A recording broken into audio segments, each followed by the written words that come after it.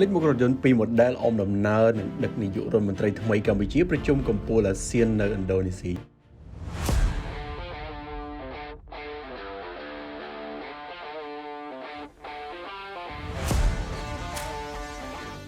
រថយន្តស៊េរីទំនើបនិងប្រេនល្បីៗសុទ្ធតែត្រូវបានគេជ្រើសរើសយ៉ាងពិសេសសម្រាប់អមដំណើរនិងដឹកថ្នាក់ដឹកនាំកម្ពុជាទៅតាមប្រទេសនីមួយៗជាពិសេសនៅក្នុងកម្មវិធីសំខាន់របស់ប្រទេសដែលបានចាត់ចែងយ៉ាងយកចិត្តទុកដាក់ដែលធានាបានថារាល់ការធ្វើដំណើររបស់ថ្នាក់ដឹកនាំគឺមានសុវត្ថិភាព 100% និងមានភាពលេចធ្លោកាលពីថ្ងៃម្សិលមិញនៅឯប្រទេសឥណ្ឌូនេស៊ីបានបើកកិច្ចប្រជុំកម្ពុជាអាស៊ានលើកទី43ដែលធ្វើឡើងនៅទីក្រុងសាកាតាដែលមានការចូលរួមដោយសម្ដេចធិបតីហ៊ុនម៉ាណែតនាយករដ្ឋមន្ត្រីថ្មីនៃកម្ពុជាដែលធ្វើឡើងនៅប្រទេសឥណ្ឌូនេស៊ីរថយន្តប្រណិត2ម៉ូដែលដែលគេប្រទះឃើញបានអមដំណើរនិងដឹកថ្នាក់ដឹកនាំកម្ពុជាអាស៊ានដែលប្រើប្រាស់មធ្យោបាយធ្វើដំណើរនិងអមដំណើរប្រើប្រាស់រថយន្តរបស់ក្រុមហ៊ុន Hyundai ដែលក្នុងនោះគឺឃើញមាន brand រថយន្តគឺ model Hyundai Ioniq 5 ជាប្រភេទរថយន្ត sedan ប្រើប្រាស់អគ្គិសនីបំពាក់5កៅអីចាត់ចូលជារថយន្តកម្ពុជារបស់ក្រុមហ៊ុន Hyundai និងជារថយន្តអគ្គិសនីទំនើបនៅក្នុងក្រុមហ៊ុនចំណែកឯរថយន្តដែលគេប្រើប្រាស់សម្រាប់មធ្យោបាយធ្វើដំណើរដឹកប្រមុខថ្នាក់ដឹកនាំប្រទេសវិញគឺ model រថយន្តរបស់ក្រុមហ៊ុន BMW គឺ model i7 ដែលលេចវត្តមានតាំងពីប្រលានយន្តហោះទៅដល់ទីតាំង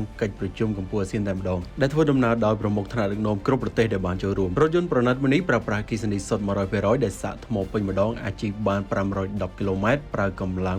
536សេះកម្លាំងបង្វិល744 Newton ម៉ែត្រនិង Max Power កើនដល់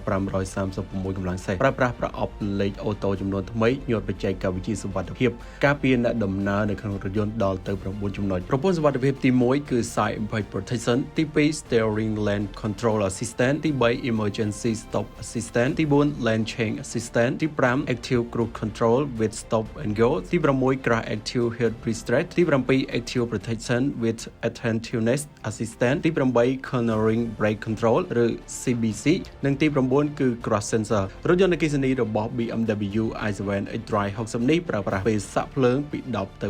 80% ចំណាយពេលត្រឹមតែជាង30នាទីប៉ុណ្ណោះប្រើប្រាស់ម៉ូទ័រអគ្គិសនីចំនួន2មុខក្រោយជាមួយល្បឿនស្ទុះពី0ទៅ100គីឡូម៉ែត្រប្រើពេលត្រឹមតែ 4.7 វិនាទី BMW i7 X-Drive 60 Grand Luxury ត្រូវបានក្រុមហ៊ុន BMW ផ្ដល់ជូន36គ្រឿងដើម្បីចូលរួមនិងដឹកថ្នាក់ដឹកនាំកម្ពុជាទៅកិច្ចប្រជុំកម្ពុជាអាស៊ាននៅទីក្រុងសាកាតានេះជាការផ្លាស់ប្ដូរមុខមាត់ថ្មីមែនទែនទៅលើវិស័យរថយន្តដែលឥណ្ឌូនេស៊ីបានជ្រើសរើសយករថយន្តប្រើប្រាស់អគ្គិសនី 100% ទាំងពីរម៉ូដែលដើម្បីអមដំណើរនិងជាមធ្យោបាយធ្វើដំណើររបស់ថ្នាក់ដឹកនាំកម្ពុជាប្រទេសនានាដែលបានចូលរួមនៅទីក្រុងសាកាតាប្រទេសឥណ្ឌូនេស៊ី